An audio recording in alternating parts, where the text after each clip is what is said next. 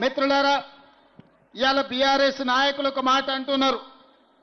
ఉప ఎన్నికలు వచ్చినాయి, మా సిట్టింగ్ శాసనసభ్యుడు చనిపోయిండు, ఆయన చనిపోయిండు కాబట్టి ఆయన సతీమణిని గెలిపించండి అని. నేను ఒక మాట అడగదలుచుకున్నా. నేను ఈ సందర్భంగా నవయువకులకు గుర్తు చేయదలుచుకున్నా. 2007 సంవత్సరం ఈ ప్రాంతానికి, ఈ ప్రాంతమంతా జూబ్లీహిల్స్, కుకట్పల్లి, కుత్బుల్లాపూర్, షేర్లింగంపల్లి, ఖైరతాబాద్ ఇవన్నీ నియోజకవర్గాలు ఒకే ఒక్క నియోజకవర్గంగా ఉండే అది ఖైరతాబాద్ నియోజకవర్గం. ఆ ఖైరతాబాద్ నియోజకవర్గానికి ఆనాడు కీర్తిశేషులు పి జనార్దన్ రెడ్డి గారు నాయకత్వం వహించి ఆనాడు జంట నగరాలలో ఇతర జిల్లాల నుంచి, ఇతర రాష్ట్రాల నుంచి ఎవరు ఉద్యోగ ఉపాధి అవకాశాలకి ప్రాంతానికి వచ్చినా వాళ్లకు నిలువ నీడనిచ్చి, ఉండడానికి ఆశ్రయం ఇచ్చి, ఉద్యోగ ఉపాధి అవకాశాలు ఇటు బాలనగర్, సనత్ నగర్ పారిశ్రమలలోనే కాదు హైటెక్ సిటీ ప్రాంతంలో ఉద్యోగ ఉపాధి అవకాశాలు కల్పించడు. ఆనాడు హైదరాబాదు నగరాలలో ఈనాడు చెప్తున్న బస్తీలు ఏవైతే ఉన్నాయో ఈ బస్తీలలో తాగడానికి నీళ్లు లేక వారం రోజులకు ఒక్కసారి ఆనాడు నీళ్లు వచ్చేది. నీళ్ల కోసం గంటల కొద్దీ మా ఆడబిడ్డలు క్యూలో నిలబడేది. ఆనాడు ఈ ఆడబిడ్డల కోసం 2003, 2004 సంవత్సరంలో ఎండాకాలం వచ్చిందంటే పెద్దలు పి జనార్దన్ రెడ్డి గారు సచివాలయం ముందల వేలాది మంది ఆడబిడ్డలతోని కుండల ప్రదర్శన చేసి ఆనాటి ముఖ్యమంత్రి చంద్రబాబు నాయుడు గారి మీద ఒత్తిడి తీసుకొచ్చి ఈ నగరానికి కృష్ణానది జలాలను తాగడానికి తీసుకొచ్చి బస్తీలలో పేదల దాహార్తిని తీర్చండు. ఇవాళ ఈ ప్రాంత పరిశ్రమలే కాదు, ఈ ప్రాంతంలో జరిగిన అభివృద్ధి, మీకొచ్చిన కరెంటు కావచ్చు, మీకొచ్చిన రోడ్లు కావచ్చు, పేదవాళ్ళు గుడిసెలు వేసుకుంటే లక్షలాది ఇండ్ల పట్టాలు ఇప్పించిన గొప్ప నాయకుడు, పేదోళ్ళ గుండె ధైర్యం, పేదోళ్ళ దేవుడు పి జనార్దన్ రెడ్డి ఆనాడు ఖైరతాబాద్ నియోజకవర్గంలో గుండె ఆగి మరణిస్తే రాజకీయ ప్రత్యర్థి అయిన చంద్రబాబు నాయుడు గారు విజ్ఞత ప్రదర్శించండు. పి జనార్దన్ రెడ్డిని గుర్తించి పేదోళ్ళ కోసం కొట్లాడిన పి జనార్దన్ రెడ్డి చనిపోతే ఆయన కుటుంబానికి ఏకగ్రీవంగా ఎమ్మెల్యేను చేద్దాం, మేం తెలుగుదేశం పార్టీ పక్షాన అభ్యర్థిని పెట్టడం లేదని ఆనాడు పెద్దలు జనార్దన్ రెడ్డి గారి కుటుంబానికి చంద్రబాబు నాయుడు మాట ఇచ్చి అభ్యర్థిని పెట్టలే. ఇక్కడి ప్రజలు పీజేఆర్ కుటుంబానికి ఏకగ్రీవం అవుతుంది అనుకున్న సందర్భంలో చంద్రబాబు నాయుడు రాజకీయ ప్రత్యర్థి అయిన పీజేఆర్ కుటుంబానికి అండగా నిలబడితే చంద్రశేఖరరావు ఈ ఎన్నికలలో సెంటిమెంట్ లేదు, ఈ ఎన్నికల్లో పీజేఆర్ కుటుంబానికి ఏకగ్రీవం ఇచ్చేది లేదు, ఎన్నికల్లో మేము నిలబడతామని కీర్తిశేషులు మీ అభిమాన నాయకుడు మీ గుండెల్లో ఈ రోజు కూడా గూడు కట్టుకున్న పీజేఆర్ కుటుంబం మీద అభ్యర్థిని పెట్టి ఎన్నికల్లో మద్దతు ఇవ్వమని పీజేఆర్ భార్య కుటుంబం కేసీఆర్ ను కలవడానికి ఇంటికి వెళ్తే 3 గంటలు ఇంటి బయట గేట్ బయట నిలబెట్టిన దుర్మార్గుడు కల్వకుంట్ల చంద్రశేఖరరావు, ఆయన కొడుకు కల్వకుంట్ల తారక రామారావు కాదా? మంచి సాంప్రదాయం. ఎవరైనా ఎమ్మెల్యేలు చనిపోతే ఆ కుటుంబానికి ఏకగ్రీవం ఇచ్చే సాంప్రదాయాన్ని తుంగలో తొక్కి ఉప ఎన్నికలు తెచ్చి ఈ ఖైరతాబాదే కాదు, పాలేరులో రామరెడ్డి వెంకటరెడ్డి చచ్చిపోయినా, నారాయణఖేడ్లో కిష్టారెడ్డి చచ్చిపోయినా, ఆనాడు పార్లేరులో రామరెడ్డి వెంకటరెడ్డి సతీమణి నించుంటే ఆ సతీమణికి వ్యతిరేకంగా అభ్యర్థిని పెట్టి ఎన్నికల్లో ఓడించింది కేసీఆర్ కాదా? నేను ఇవాళ అడుగుతున్న తండ్రి కొడుకులను, ఆనాడు మీకో నీతి, ఈనాడు మాకో నీత? నీ జాతికి అసలు నీతి ఉందా? ఒకవేళ నీ జాతికి నీతి ఉంటే ఆనాడు పీజేఆర్ మీద పోటీ పెట్టినందుకు రైమత్ నగర్ చౌరస్తాలో, ఎస్పీఆర్ కాలనీలో ముక్కు నేలకు రాసి ప్రాంత పేదోళ్లకు క్షమాపణ చెప్పిన తర్వాత బీఆర్ఎస్ దరిద్రులు ఓటు అడగాలి. ఇవాళ మిత్రులారా మీరు ఆలోచన చేయండి. మా అమ్మలక్కలకు నేను విజ్ఞప్తి చేస్తున్నా, అక్క ఇవాళ ఆడబిడ్డను ఆదుకోండి, ఆడబిడ్డ కన్నీళ్లు చూడండి అని కేటీఆర్ చెప్తున్నాడు. వాస్తవమే, ఆడబిడ్డ ఎవరికైనా ఆడబిడ్డనే కదా. నీ సొంతింటి ఆడబిడ్డ నీ తోడ పుట్టిన ఆడబిడ్డ నీ సొంత చెల్లెల్ని నీ తండ్రి సంపాదించిన ఆస్తిలో వాటా ఇవ్వాల్సి వస్తుందని సొంత చెల్లెల్ని మెడలు పట్టి బయటికి గంటిన కసాయుడు ఎవడన్నా ఉన్నాడంటే వాడు కేటీఆర్ కాదా అని నేను అడుగుతున్నా. తండ్రి సంపాదించిన ఆస్తిలో వాటా ఇవ్వాల్సి వస్తుందని సొంత చెల్లెల్నే ఇంట్లోకెళ్ళి మెడలు పట్టి దొబ్బిన నీచుడు ఎవడన్నా ఉన్నాడంటే కేటీఆర్. సొంత చెల్లెలకు బుక్కెడు అన్నం పెట్టనోడు చిన్నమ్మ బిడ్డ కంట బంగారు గాజులు చేపిస్తాడంట. ఈయనంట మాగంటి సునీతమ్మని ఆదుకుంటాడంట. నేను అడగదలుచుకున్న మా అక్కల్ని, అమ్మా మీ సొంత అన్ననే ఒకవేళ మిమ్మల్ని ఇట్లే అవమానిస్తే ఊరుకుంటారా, సలాకి కాల్చి వాత పెడతారా? మీరు ఒక్కసారి ఆలోచన చేయండి. ఇవాళ నీచుడు దుర్మార్గుడు లాలూచి ఉన్నాడు ఎవడన్నా ఉన్నాడంటే వేల కోట్ల రూపాయలు తెలంగాణను కొల్లగొట్టి సంపాదించుకున్న ఆస్తి. అందులో సగం కాకపోయినా చారాన వంతన్న సొంత చెల్లెలకి ఇస్తే సొంత చెల్లెలు తిడుతుందా? ఇవాళ సొంత చెల్లెలు ఆదిలాబాద్ నుంచి మొదలు పెడితే అలంపూర్ వరకు తిరిగి నన్ను మా అన్న వీధిన పడేసిండు, నా తండ్రి సంపాదించిన ఆస్తిలో సిల్లి గవ్వ నాకు ఇయ్యలేదు, ఈయన్ని బొందబెట్టురని సొంత చెల్లెలే తిరుగుతుంది. ఇవాళ ఈయన వచ్చి మహిళా సెంటిమెంట్ గురించి మాట్లాడుతున్నాడు. మహిళా సెంటిమెంట్ గురించే మాట్లాడాల్సి వస్తే, మహిళలకు జరిగిన అన్యాయం గురించి మాట్లాడాల్సి వస్తే, మంత్రివర్గంలో ఒక మహిళకు 5 ఏళ్లు మంత్రి పదవి ఇయ్యలే కేటీఆర్. దానికి సీపూర్ దెబ్బలు కొట్టాలనా లేదా మా అక్కలు ఆలోచన చేయరు. మా అక్కలు శాతగానోళ్ళ ఇండ్లు నడపలేరా, కంపెనీలు నడపలేరా, విమానాలు నడపలేరా, బస్సులు నడపలేరా, ఈ ప్రపంచాన్ని ముందుకు పరిగెత్తిస్తలేరా? ఇవాళ ప్రపంచాన్ని నడిపించే శక్తి కాంగ్రెస్ పార్టీని ఇందిరాగాంధీ నడిపించింది. కాంగ్రెస్ పార్టీని 25 ఏళ్లు సోనియా గాంధీ నడిపించింది. ఇవాళ కాంగ్రెస్ పార్టీని ప్రియాంక గాంధీ ముందుకు నడుపుతుంది, రాహుల్ గాంధీకి అండగా నిలబడి. ఇవాళ ఒక పక్కన కాంగ్రెస్ పార్టీ సోనియా గాంధీ, ఇందిరాగాంధీ, అదే విధంగా ప్రియాంక గాంధీ మహిళా నాయకత్వం ఇచ్చింది. ఈ దేశానికి రాష్ట్రపతిని కాంగ్రెస్ పార్టీ మహిళను చేసింది. ఈ దేశానికి మైనారిటీ జాకీర్ హుసేన్ ను 3వ రాష్ట్రపతిగా కాంగ్రెస్ పార్టీ చేసింది. ఇవాళ మా మంత్రివర్గంలో మీకందరికీ తెలుసు, సీతక్క ఇవాళ ఒక గొప్ప మంత్రిగా, కొండా సురేఖ గారు ఇవాళ మా మంత్రివర్గంలో ఉన్నారు. కాంగ్రెస్ పార్టీ అధికారంలో ఉంటే మహిళలకు గౌరవం ఉంటుంది. ఇవాళ ఇదే కాదు, మా అక్కలు నేను అడుగుతున్నా, అక్క 10 ఏళ్ళు ఈ పనికిమాలలో ఎవడైనా రేషన్ కార్డు ఇచ్చిండా రేషన్ కార్డు? వాళ్ళు అయ్యే జాగిరా? మీరేమన్నా గజ్వేల ఫామ్ హౌస్ అడిగినరా, లేకపోతే జన్వాడలో ఏమన్నా 2 ఎకరాలు అడిగిర్రా? మేము పేదోళ్ళమయ్యా, మాకు రేషన్ కార్డు ఇస్తే బియ్యం వస్తాయి, మాకు రేషన్ కార్డు ఇస్తే ఇవాళ సాదర వస్తుంది అని మీరు అడిగారు. ఒక్క రేషన్ కార్డు అని ఇచ్చిండ్రా? కానీ మీ సోదరుడు, మీ తమ్ముడు, మీ బిడ్డ రేవంత్ రెడ్డి ముఖ్యమంత్రి అయితే ఏడాది తిరిగాకల్లా ఒక్క జూబ్లీ హిల్స్లోనే 14,159 రేషన్ కార్డులు పేదోళ్ళకి ఇచ్చిన చరిత్ర కాంగ్రెస్ పార్టీది. ఆయల్ల మా మైనారిటీ సోదరులు కరెంటు చోరీ చేస్తున్నారని కేసులు పెడితే ఇవాళ ప్రతి వాళ్లకు ప్రతి పేదవాడికి కరెంటు ఇంటి సమస్య తీర్చడానికి 200 యూనిట్లు ఈనాడు ఉచిత కరెంటు ఇస్తున్నాం. 25,000 మంది ఇవాళ ఉచిత కరెంటు 200 యూనిట్లు ప్రతి పేదవాడికి ఇంటికి వస్తుంది. ఇవాళ సన్న బియ్యం 20,000 మంది కుటుంబాలకు ఇవాళ సన్న బియ్యం జూబ్లీ హిల్స్లోనే మీకు వస్తున్నాయి. ఇవాళ జూబ్లీ హిల్స్లో ఉండే ప్రతి మహిళ ఆర్టీసీలో ఉచితంగా ప్రయాణం చేస్తుంది. మీకు ఉచితంగా ఆర్టీసీ బస్సులో ప్రయాణం ఇస్తే ఆటో వాళ్ళని మీ మీద పంచాయతీకి దోలేడు, ఆటోలో తిరిగిన బిల్లా రంగాలు. ఆడవాళ్లకు ఉచితంగా బస్సులో పోతే ఆటో వాళ్ళకి అన్యాయం జరిగింది. వాళ్ళని ఆదుకోమంటే నాకు అభ్యంతరం లేదు. ఆటో సోదరులకు కూడా మంచి జరుగుతుంది, మంచి చేస్తాం. కానీ ఆడబిడ్డలకు ఆర్టీసీలో బస్సు బంద్ పెట్టుండ్రి, వాళ్ళని బస్సులో ఉచితంగా ఓనియొద్దని అంటారు. నేను అడగదలుచుకున్న మా అక్క చెల్లెలు, 10 ఏళ్ళు కేసీఆర్ ముఖ్యమంత్రి ఉన్నాడు, ఎన్నడైనా మీకు బస్సులో ఉచితంగా దోలాలని ఆలోచన చేసిండా అక్క? ఎన్నడైనా చేసిరా? ఇవాళ ఎవరైనా ఒక్క రూపాయి అడుగుతుర్రా మిమ్మల్ని?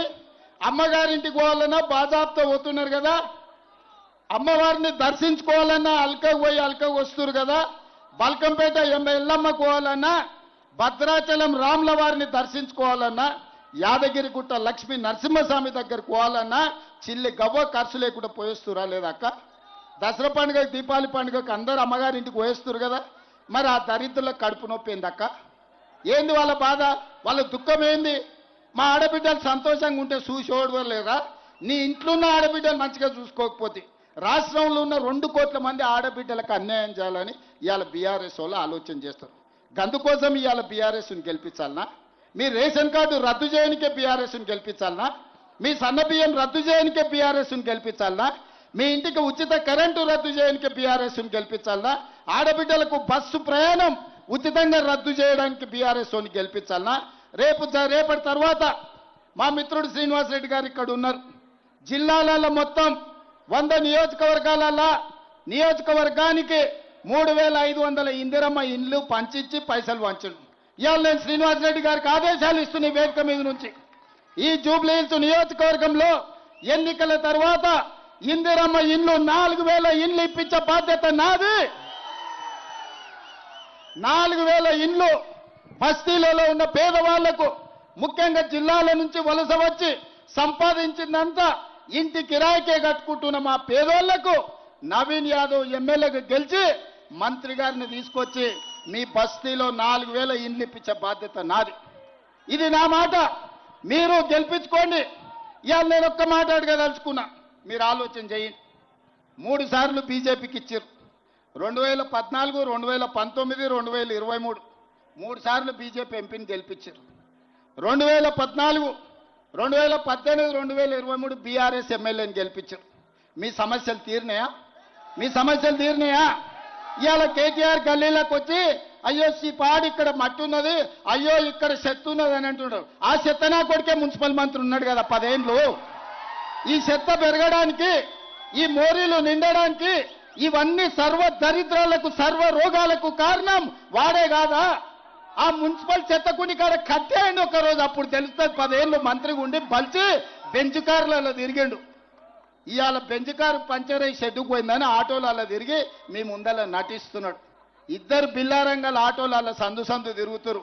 ఏ ఇల్లు బాగుందో ఏ రాత్రి దుంకి కొల్లగొడదామో అని. ఏదన్నా వదిలినరా?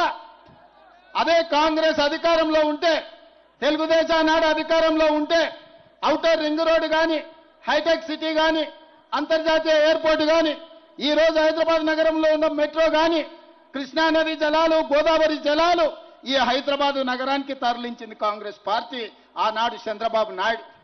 నేను ఇవాళ అడుగుతున్నా, 10 ఏళ్ళు ముఖ్యమంత్రిగా ఉన్న చంద్రశేఖరరావు, 10 ఏళ్ళు మున్సిపల్ మంత్రిగా ఉన్న కేటీఆర్ హైదరాబాద్కి ఏం తెచ్చిండో చెప్పమని నేను అడుగుతున్నా. శిల్పారామం మేం కడితే ఈ సన్నాసి వాడు సెల్ఫీలు దిగి పెడుతున్నాడు. హైటెక్ సిటీ మేం కడితే ఈ హైటెక్ సిటీ చూడని దాని ముందర బొమ్మ దిగుతాడు. నువ్వు బొమ్మలు దిగనికనే ఉన్నావా? 10 ఏళ్ళు మంత్రిగా ఉన్నావు, గాడిద పండ్లు తవ్వినవా? మేము హైటెక్ సిటీ కడితే, మేము ఔటర్ రింగ్ రోడ్ వేస్తే, మేము అంతర్జాతీయ ఎయిర్పోర్ట్ కడితే, మేము ఐటీ కంపెనీలు అందిస్తే, మేము ఫార్మా కంపెనీలు అందిస్తే, మేము మెట్రో రైలు తీసుకొస్తే కేసీఆర్, కేటీఆర్, హరీష్ ఏం తెచ్చిరా? జన్వాడలో 100 ఎకరాలలో వార్డ్ ఫామ్ హౌస్ కట్టుకున్నాడు. గజ్వేల్లో 1000 ఎకరాలలో కేసీఆర్ ఫామ్ హౌస్ కట్టుకున్నాడు. మోయినాబాద్లో 50 ఎకరాలలో హరీష్ రావు గారు ఫామ్ హౌస్ కట్టుకున్నాడు. కల్వకుంట్ల కవిత శంకర్పల్లి దగ్గర ఫామ్ హౌస్ కట్టుకుంది. ఇది నిజమా కాదా? ఒకవేళ ఇది అబద్ధమని కేటీఆర్ అంటే 48 గంటలలో 100 బస్సులు పెడతా జూబ్లీ హిల్స్లో. ఈ 4 ఫామ్ హౌసులు మిమ్మల్ని తిప్పి చూపిస్తా. ఎక్కడికి వెళ్ళి వచ్చింది ఈ సొమ్ము? ఎక్కడ సంపాదించారు? రబ్బర్ చెప్పులు లేనోళ్ళు 100 ఎకరాల ఫామ్ హౌసులు వచ్చినాయి. ఎవనే జాగీర్ అది? ఏడుకెళ్ళి సంపాదించారు ఇవాళ చెప్పమని నేను అడుగుతున్నా. ఇవాళ వాళ్ళు పేదోళ్ళని మభ్య పెట్టాలని, సానుభూతి పొందాలని చూస్తున్నారు. అదేవిధంగా ఆటలో అరటిపండు, సందెట్లో సడేమియా, నా గర్కా నా ఘాట్కా, జో గదా హై ఓ బీజేపీ, నా గర్కా నా ఘాట్కా, धोबी का गधा ना घर का घाट का बोले। मगर आज बीजेपी का जो उम्मीदवार है ना घर का ना घाट का, वो गधे को आज डिपॉजिट भी नहीं मिलने वाला है, क्योंकि ये लोगों का दोनों का फेविकल बंधन है। हमारे माइनॉरिटी भाइयों से मैं एक ही गुजारिश करना चाहता हूं, भाई मैं हमारे अजहर भाई को मैं मंत्री बनाया, क्या तकलीफ है उनको, क्या सरदर्द है उन लोगों का? किशन रेड्डी साहब जाके दरखास्त दी है इलेक्शन कमीशन को, अजहर भाई को मंत्री नहीं बनाना है। भाई तुम कैसे भी नहीं बने, तुम कुछ नहीं दिए। कांग्रेस सरकार राहुल गांधी अजहरुद्दीन को इंडिया के खिलाड़ी वर्ल्ड कप जिता के अपने नाम रोशन किए। जो खिलाड़ी है, देश का नाम पूरे दुनिया में रोशन जो किया, उन्होंने आज हमारा मंत्री है। हम लोग गर्व से कहना, हमारा हैदराबाद शान आज मंत्री बन गए। अगर उनको तारीफ नहीं किए तो नहीं किए, मगर खिलाफ करने का क्या जरूरी था? किशन रेड्डी साहब, किसके लिए आप किसको मदद देना चाह रहे हैं? हमारे माइनॉरिटी लोग कोई भी बीजेपी को वोट देने वाला नहीं है। फिर सब सारे कांग्रेस को देश को उसको क्या तकलीफ है? इसमें विभाजन लाके कुछ वोट आप बीआरएस को दिलाने के लिए कोशिश कर रहे हैं। ये मंत्री नहीं बनाए तो कुछ वोट है, कुछ वोटर्स, अरे भाई हमारे माइनॉरिटी मंत्री नहीं बनाया रेवंत रेड्डी साहब, इसीलिए हम कार को कुछ और डाल लेंगे। कार को मदद करने के लिए आज किशन रेड्डी साहब कोशिश कर रहे हैं। मैं ये मन से यही पूछना चाहता हूं, किशन रेड्डी जी, आपका बाप का जागीर मैं कुछ नहीं मांगा। आपका बाप का जागीर कुछ खींच के अजहर को नहीं दिए। मेरे सरकार में, कांग्रेस पार्टी के सरकार में सोनिया गांधी, राहुल गांधी, उनके आदेश के अनुसार अजहरुद्दीन को मैं आज मंत्री बनाया। आपका क्या जा रहे? इनको तो छोड़ो, गुजरात से मोदी जी का जमीन जागीर जायदाद कुछ खींच लिए क्या? मैं कुछ पूछा क्या? गुजरात से कुछ लाए नहीं, गुजरात से कुछ खींच लिए नहीं, गुजरात से कुछ लेके अजहरुद्दीन को मैं नहीं दिया। तेलंगाना में, इसी रियासत में जो निजाम सरकार जो था, वही इलाके में आज अजहरुद्दीन को मैं मुख्यमंत्री होके उनको मंत्री बनाया, मेरे साथी बनाए। क्या तकलीफ हो रहा उनको? किशन रेड्डी को बीआरएस वाले क्यों नहीं रोक रहे किशन रेड्डी को? किशन रेड्डी वो बयान दिए तो बीआरएस वाले कुछ नहीं बोल रहे। इसका मतलब दोनों एक ही है। दिन में लड़ लेते, रात को मिल लेते, अलग बलई रात को, दिन में लड़ाई झगड़ाई। ये मामला हो रहा है। माइनॉरिटी भाइयों, आप लोग सोचो, मैं कुछ बोलने का नहीं है, आप लोग सोचो। और दूसरी बात मैं बोलना चाहता हूं, बार बार मोदी अमित शाह बोल रहे थे कालेश्वरम एटीएम बन गया केसीआर को, 1 लाख करोड़ रुपए खा लिए। बार बार कहा, बयान दिए अमित शाह और नरेंद्र मोदी जी, चलो भाई कार्रवाई किए, मैं पूरा चोर को पकड़ लिए। बीजेपी वाले बोले, किशन रेड्डी ये कहा भाई सीबीआई को दे दो, 24 घंटा में हम लोग अंदर डालेंगे केसीआर केटीआर को। मैं दे दिया सीबीआई को, 3 महीने हो जा रहे, 100 दिन कुछ कम खत्म हो रहे, अभी तक एफआईआर तक नहीं बनाया।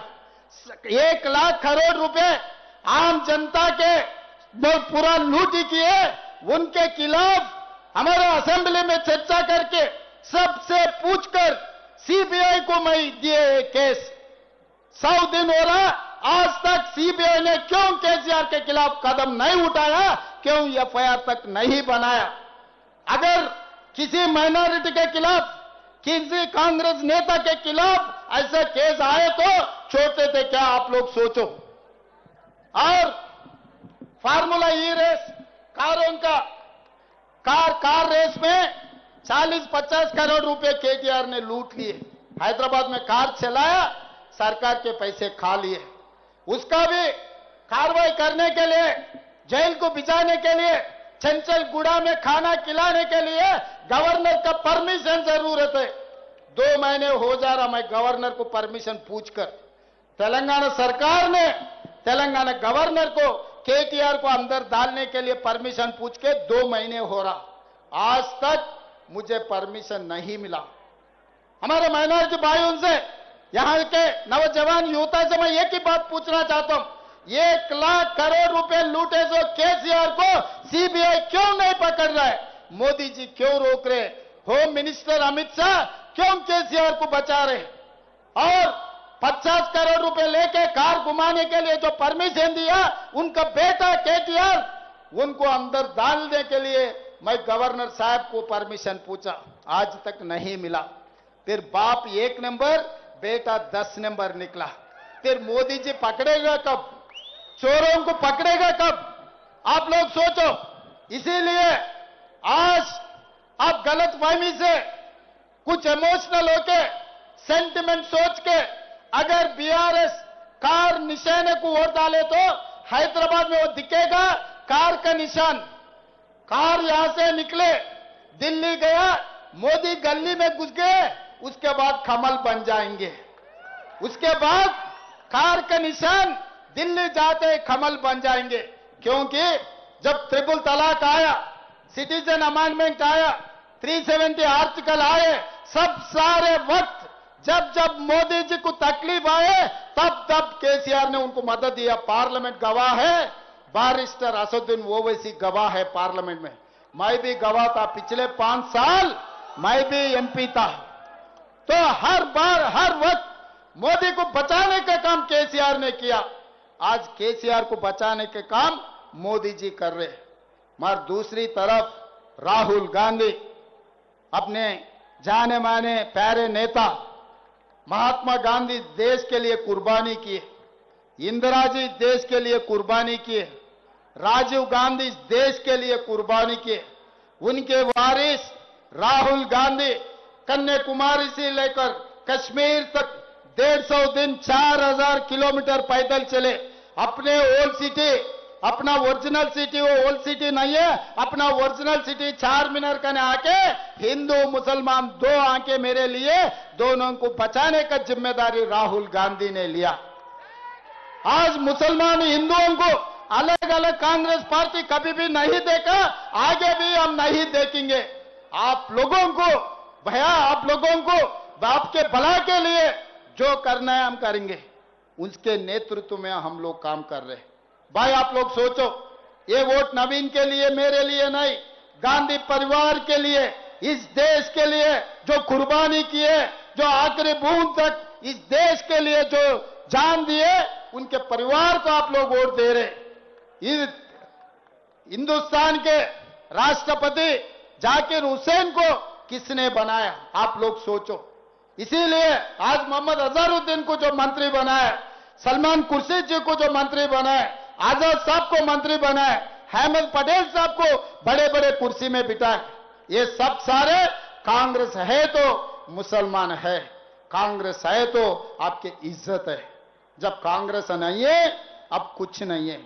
भाई अगर इस चुनाव में जो नवीन यादव को मैं टिकट दिया, पहली बार मैं नहीं दे रहा हूं, पहली बार इनको टिकट किसने दिया? बैरिस्टर असदुद्दीन ओवैसी ने 2014 में इनको टिकट दिया। आपके गली के लड़कों को किसने पहचाना पहले?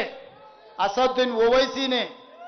जिसको असदुद्दीन ओवैसी 2014 में टिकट दिए, 2025 में कांग्रेस पार्टी टिकट दिए। आप लोगों का जिम्मेदारी है।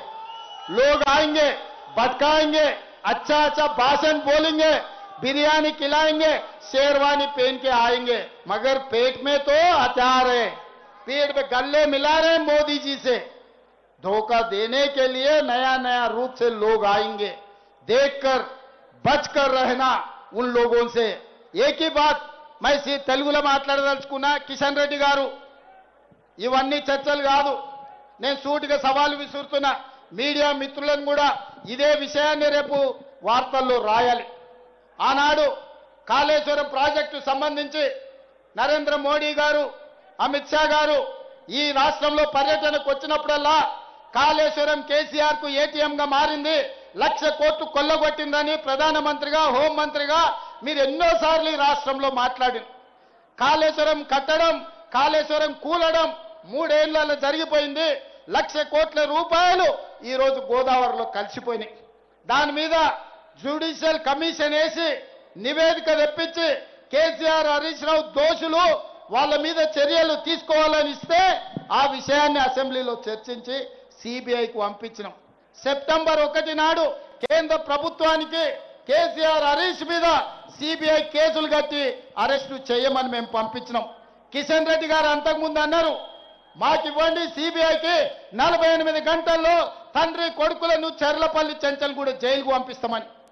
నేను ఈనాడు సూటిగా సవాలు విసురుతున్నా కిషన్ రెడ్డి గారికి, మీరు చెప్పింది నిజమైతే, మీరు కేసీఆర్ కు లొంగిపోకపోతే, మీరు వాళ్ళు ఒక్కటి కాకపోతే బీఆర్ఎస్ బీజేపీ ఫెవికల్ బంధనం ఒక్కటి కాకపోతే ఎప్పుడు అరెస్టు చేస్తారో 11 తారీఖు లోపల సిబిఐ ఎఫ్ఐఆర్ చెయ్యాలి, కేసీఆర్ హరీష్ ను అరెస్టు చెయ్యాలి. ఇదే కాదు, కేటీఆర్ ఫార్ములా ఈ రేస్ పేరు మీద కార్లు తిప్పి కాంట్రాక్ట్ ఇచ్చి ఎలక్టోరల్ బాండ్స్ 50 కోట్లు కంపెనీ నుంచి వసూలు చేసింది. ఆధారాలతో సహా ఏసీబీ కేసు కట్టి అరెస్టు చేయడానికి గవర్నర్ని అనుమతి అడిగితే 2 నెలల నుంచి గవర్నర్ దగ్గరనే ఫైల్ ఆగిపోయింది. మరి నేను ఇవాళ అడుగుతున్న కిషన్ రెడ్డిని, కేంద్ర మంత్రి మీరు ఎందుకు కేసీఆర్ హరీష్ ను కాళేశ్వరంలో కార్ల రేసుల్లో కేటీఆర్ ను అరెస్టు చేయడానికి మీరు ఎందుకు అనుమతిస్తలేరు? మీ చీకటి ఒప్పందం ఏంది? మీ గూడు పుటానేంది? ఈ ఎన్నికల్లో మీరు ఆత్మహత్య చేసుకొని బీఆర్ఎస్ ను గెలిపించాలని కుట్ర చేస్తలేరా? ఎందుకంటే రేపు బీఆర్ఎస్ బీజేపీలో విలీనం అవుతుంది. ఇది నేను చెప్పలే, కేటీఆర్ సొంత చెల్లెలు చెప్పింది.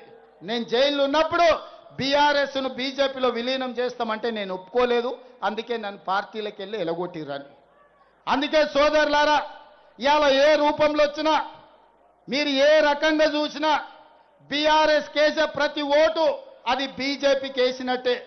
हमारे माइनॉरिटी भाइयों से एक ही गुजारिश है, आप लोग समझ रहे आप कार निशाने को बीआरएस कोड डाल रहे, नहीं, उसके पीछे है मोदी जी, किशन रेड्डी जी. आप वहां देखो, कार के निशाने में मोदी जी बैठा हुआ है, कार को चला रहे, कार के स्टीयरिंग मोदी जी के हाथ में है.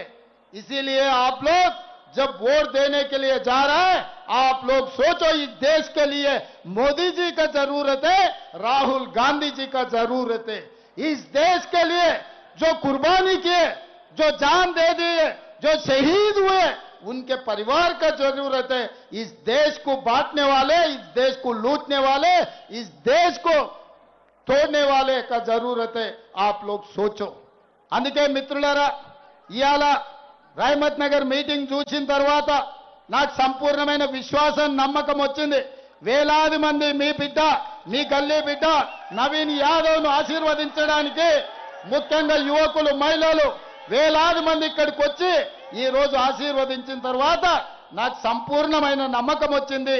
ఇంత గొప్ప సభ ఏర్పాటు చేసి నవీన్ యాదవ్ను గెలిపించడానికి వచ్చిన మీకందరికీ, ఈ కార్యక్రమాన్ని ఏర్పాటు చేసిన పెద్దలందరికీ మనస్ఫూర్తిగా भाई भाई कब्रिस्तान के बारे में मैं बोलने वाले, भाई 10 साल उन लोग थे नहीं किए, आज हम होते 2500 गज कब्रिस्तान के जगह दिए, अपार्टमेंट वाले से पंचायत करवाए.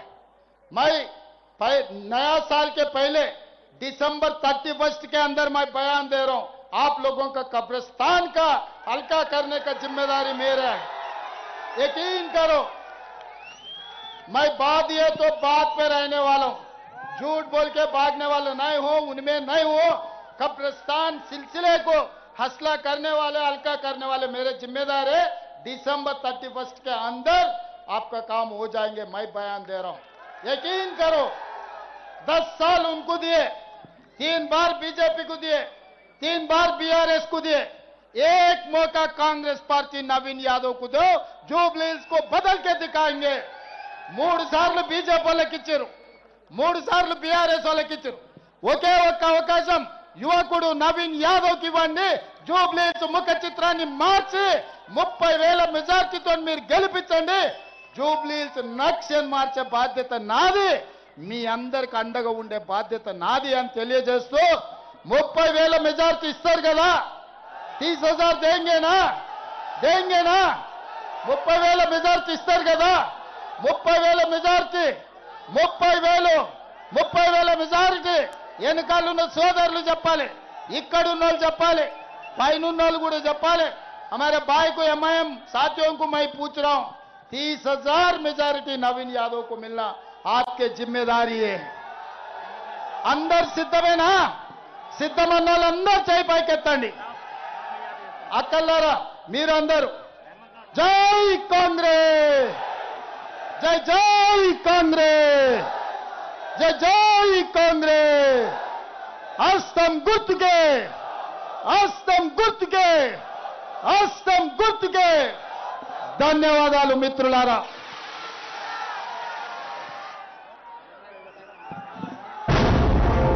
యనమల రేవంత్ రెడ్డి అనే నేను తెలంగాణ రాష్ట్ర ముఖ్యమంత్రిగా ప్రజలందరికీ న్యాయం చేకూరుస్తానని దైవ సాక్షిగా ప్రమాణం చేస్తున్నాను.